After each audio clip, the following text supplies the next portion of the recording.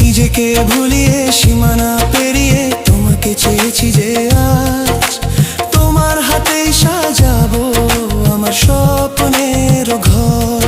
আমি তোমার প্রেমে পড়ে দুনিয়া ভুলে গেছি।